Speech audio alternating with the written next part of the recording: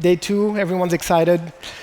I wanted to start this presentation with a slightly embarrassing picture of myself as a background. So this is me in Morocco, where I'm from, presenting my engineering CAD thesis at a time where you still needed to hire a professional photographer to take a screenshot of your work. That says a lot, right?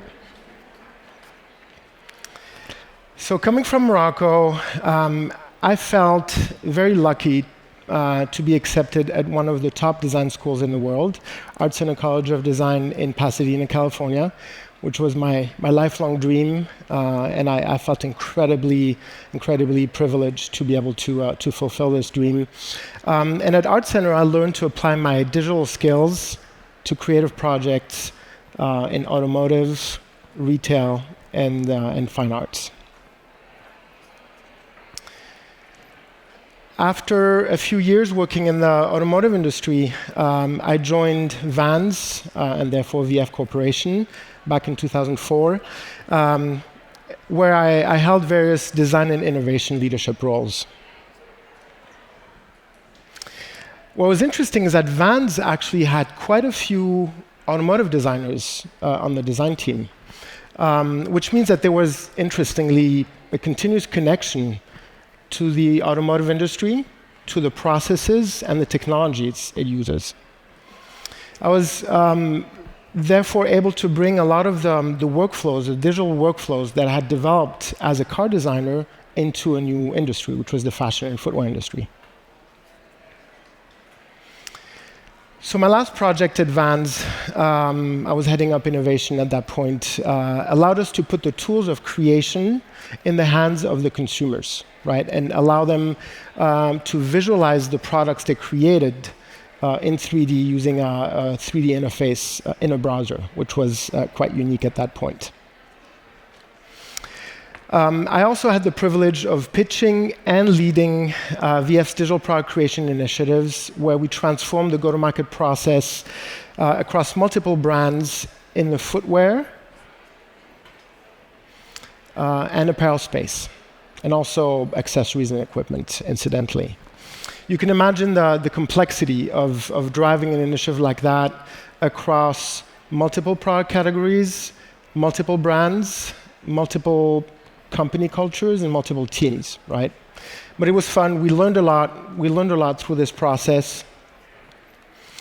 We're also able to do some fun things, work on really interesting and forward-thinking projects. For example, for International Women's Day, we worked with Dickies China and Tmall to create an immersive and playable shopping experience that allowed the consumer to discover and purchase a limited collection of apparel, and using AI, be able to receive a size recommendation based on 2 photos that they had shared on the platform. This was all on mobile. This was a fun one. For Dickies' 100th anniversary, we went deep into the brand's archive, really deep. We were able to digitize a uniform from 1932 and bring it back to life. With the technology we have access to, we're able to scan and recreate this uniform with an incredible amount of detail, and we're able to bring it back to life, which actually brought the manager of the Dickies archive to tears, because she finally saw these items that she had been manipulating with white gloves, come back to life and be animated in front of her. This was one of my favorite projects. This was actually, incidentally, the last project that I led before I left VF 2 years ago. We brought Timberland's signature maker event, which was a very analog, hands-down event into a gaming platform, which was Fortnite Creative. And we actually ended up using the game as a design tool, which was quite unique. It was not just a matter of creating a gamified brand experiences with props here and there. We actually used the game to design new concepts. By the way, for those who play Fortnite, I hope we have a few of them here. I think you can still play the map using the code below. We also ended up partnering with Art Center on immersive design educational experiments where students were asked to learn a brand new tool. In this case, it was Gravity Sketch, which at that point was still in its infancy.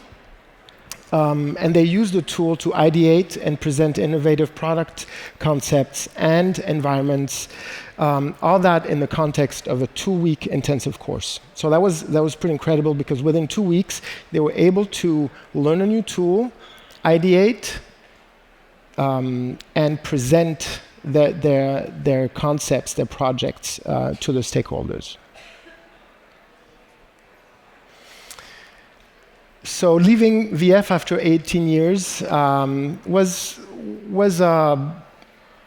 a big decision, but it felt like it was the right time. And I now have the privilege of consulting for some amazing organizations that are inspiring leaders in their respective fields. We heard from Nelly yesterday. I had the privilege of working with her quite a bit, and then the Epic team, a team of really amazing individuals who inspire a lot of us. So I wanted to share a snippet of my personal journey for 2 reasons. First, I wanted to highlight the fact that I'm grateful to have had opportunities that not many people in Africa will ever have. The second reason is because I'd like to emphasize the importance of creative experimentation in an ever-evolving and more digital world. This is something that is, I think, very important for us all to remember, and you'll understand very quickly why that is. But first, let's talk a little bit about the topic of teaching and learning. What's really interesting, and this is something that I've been focusing on quite a bit in the past few years, is trying to understand digital natives, right? So digital natives, those of us who are 20 years and younger, 25 years and younger, I think we all qualify, right? Have a very unique relationship with education. What's interesting about them is that they're makers. They value experiences more than things. They know where to find information. You'd be surprised. They are comfortable being self or peer-taught. They also question the value of degrees. This is a big one. And don't want to go into debt to educate themselves.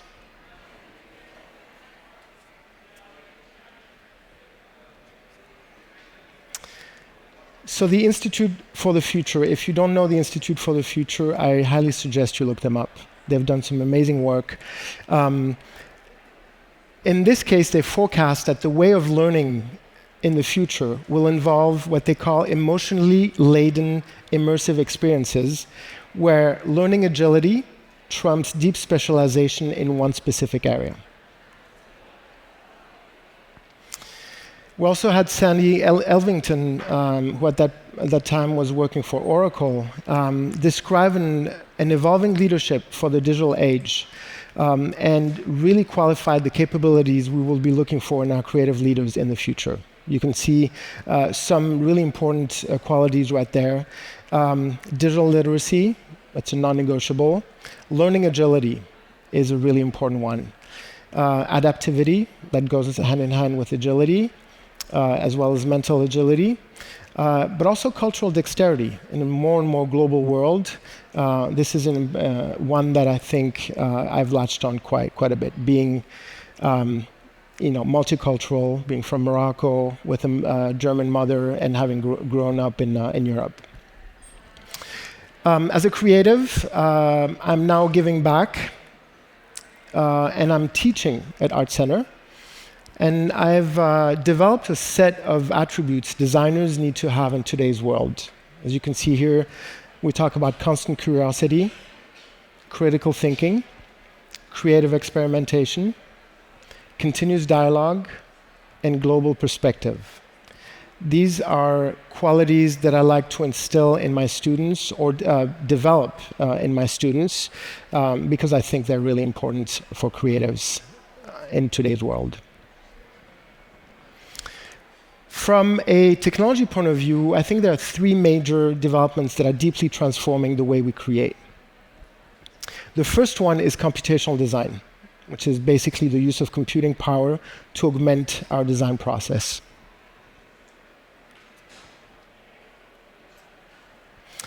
The second one is the development of new photorealistic and often interactive visualization technologies. We talked about real-time yesterday. The way these technologies are developing is fundamentally changing the way we visualize the concepts that we're putting out in the world. And of course, the use of generative AI tools and the effect that they have on our creative process. I also wanted to mention the amazing work a group of volunteers is doing within the 3D Retail Coalition, the 3DRC, for which I have the privilege of chairing the Education Committee.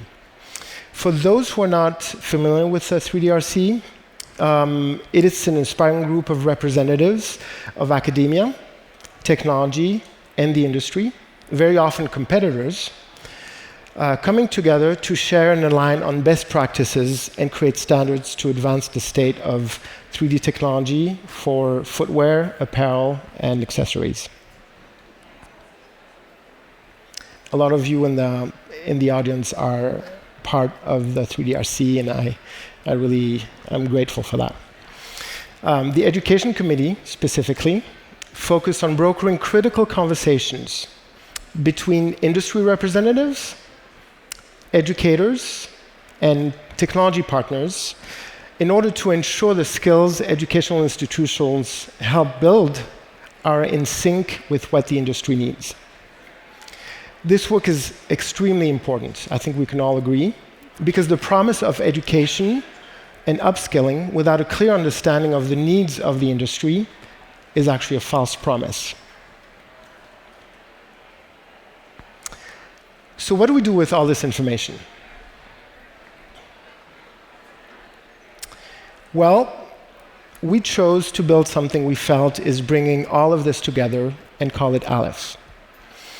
Aliph is the first letter of the Arabic alphabet, and it represents our commitment to excellence, the idea of being first, and the importance of continuous learning.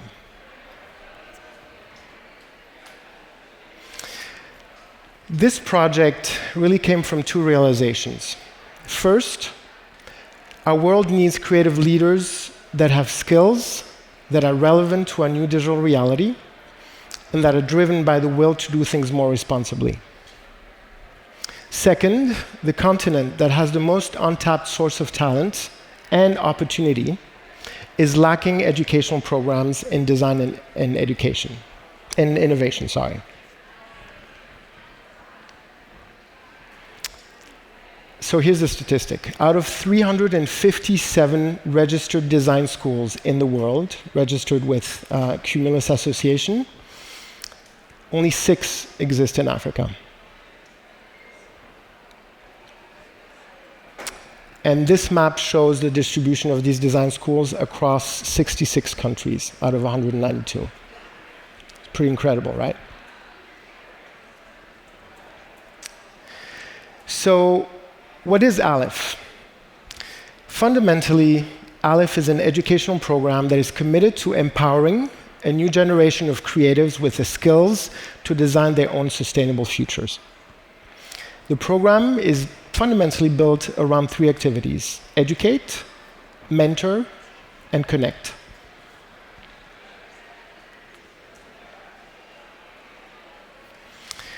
It's an educational program focused on circular design practices and sustainable innovation. It's a platform for exchange around purposeful innovation. And eventually, it will be a campus for global exchange, kind of like a Davos or an Aspen for design and innovation. And what's really interesting is that Aliph tackles 7 of UN's 17 Sustainable Development Goals. Obviously, quality education is the main one, but gender equality through education, decent work and economic growth for a continent that has been underserved, industry, innovation, and infrastructure, the reduction of inequalities in the world, climate action through the focus on sustainable practices and circular design, and the eradication of poverty. And the impact this program creates will have not only social, but also environmental and economic ramifications that are, I think we can all agree, much needed in this evolving world. So Aliph is built as a nonprofit organization. It will leverage grants as well as revenue created by paid programs in professional upskilling, leadership seminars, and certificate-based programs to subsidize the education of talented, driven, and passionate creatives who may not be able to afford this kind of education. At the core of the program is what we call creative collisions. That's a term that you'll hear me use quite a bit, where learners and professionals from all horizons interact, exchange ideas, and best practices. And so far, we've been fortunate to have amazing thought partners as we built out this vision. It's a project, it's a moonshot, and this is not something that we can build, with a small group. It takes partners, and understanding what's at stake and understanding what it takes to get from the vision to education is critical. So we're fortunate to have these partners with us. We also organized since 2020 a yearly creative offsite in Marrakesh that is designed to bring together a number of thought leaders, innovators, and creative professionals from different fields to discuss the big shifts that are happening in their world and the skills and competencies needed in their respective environment. The last one, the one that happened this year, was just about a month ago. This offsite is about 4 days long and is packed with activities that alternate moments of learning and exchange. You can see their campus visits. We visited UM6P Polytechnic University, which is an amazing institution, 4 years old, extremely well-funded, extremely well structured. We had the sharing of personal journeys and personal presentations from creatives in the automotive space, in the product design, in the fashion design, etc. We also created remote sessions with participants who were not able to be present. We had reflection time, but also moments of exchange through paired walks and lunches together, where we put together, in this case, you can see in the photo in the middle, in the bottom, the chief designer of Citroën at Stellantis in France, who's a well-respected and admired creative, with a young student who's getting into industrial design. And of course, we had also cultural immersion because we were in Marrakesh, and you need to understand the magic that this place represents. We also make time for casual conversations, and let's call them cultural experiments, like the creation of a new signature cocktail on the right, which we call Johnny Morocco, patent pending. So who will we be teaching? The idea is to prototype this idea in Marrakesh and focus first on students from Morocco and Africa. But if the model is proven to be successful, we can deploy it in other parts of the continent and possibly even other parts of the world. The program will combine building foundational, non-digital skills and knowledge, because that's important, it's critical. And combining that with an approach to digital technology that favors workflows that are agile and intentional, over deep specialization in one specific software. And these workflows and the tools that create these workflows will be evolving. We know it. And it's important to be agile, to be able to hire and fire the tools as they become useful for our creative process. So I'm currently teaching a class at Art Center that serves as a pilot for this kind of curriculum. And the kind of curriculum we'll be bringing to Aliph learners. It caters to creatives from different backgrounds, like automotive designers, fashion designers, interaction designers, fine artists. And it focuses on using digital tools to augment your creative process and supercharge your storytelling with digital tools. So this is an example of one of my students' work right as generative AI was becoming a thing a couple of years ago. It was maybe a couple of weeks after Midjourney became available. So this student, Wei Ying, was able to incorporate Midjourney into his creative workflow, and that ended up inspiring the look and feel of the apparel collection that he designed.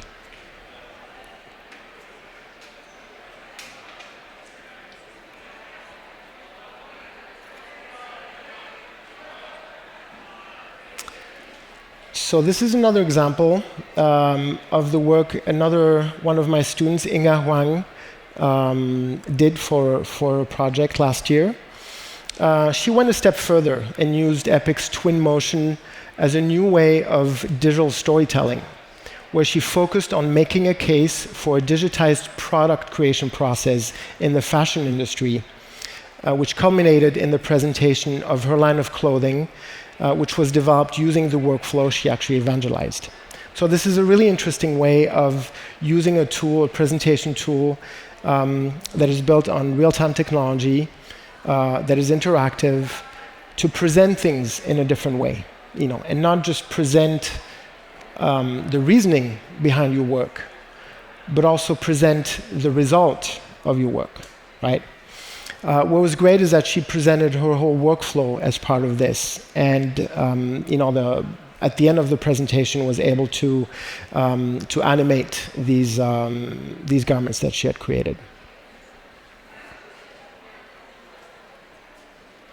So the next step is to run a series of pilot courses starting in fall of this year, where we'll be teaching a class concurrently to students in Pasadena and Marrakesh, and where we will build teams of 2 across continents, so one student from Marrakesh and one student from Pasadena. And these teams will tackle what we call problems worth solving. And through this pilot course, we'll learn a lot, obviously. We'll be able to understand the pros and cons of running programs like that, and we're hoping to learn how we can build a formal program using these methodologies. We're also going to experiment with other modalities, shorter, more condensed, intensive courses, 2 weeks, for instance, longer over a whole semester, where students meet once a week, and we'll experiment with content. So we're giving ourselves a year of experimentation to really fine-tune our offering and fine-tune the modalities in which we teach. So on the topic of mentorship, I wanted to share the story of Sam, whom I've been mentoring since May of 2023. Sam is not a fashion designer, but he's the archetype of the creative we want to help become a designer. We want to help him develop the skills he will need as a professional, because Sam's a maker. He's based in Accra, Ghana. And we flew him to Marrakesh about a year ago. He had never left his town. He had never stepped foot on a plane. We bought him a laptop. He did not have a laptop. And all the supplies he needed to start developing his sketching and ideation skills, which we incidentally been reviewing during our weekly 30-minute touch bases. He had never used a computer, and it took him about 4 days to learn Microsoft Windows, Google, YouTube, and WhatsApp. And we've been communicating ever since. And you can see how his skills evolved in just 6 months from his first drawing on the top right to the sketch right below. And he's been able to apply his ideation skills to further develop his ability to share and develop his ideas before actually going and making them. So for me, the culmination of this mentorship was when, during our last creative offsite in May, during a Zoom panel discussion with creatives of African descent, Sam got to meet his idol, Frank Stephenson, who's a legendary car designer and who incidentally was born and raised in Casablanca, Morocco. And so Frank was presenting his workflow and his focus on biomimicry, and that fundamentally, I think that was one of the truly transformative moments in Sam's education. And we're working on finding ways to have them meet in person, by the way. So Aliph is a bit of a moonshot, as I think you can see. It's a project very much in its infancy, but it feels like the right thing to do. And with partners who believe in the mission and are truly committed to supporting us as we execute this vision, I trust we'll be able to make an impact. So if you're interested in learning more, feel free to scan the QR code. And for that, I thank you and shukran.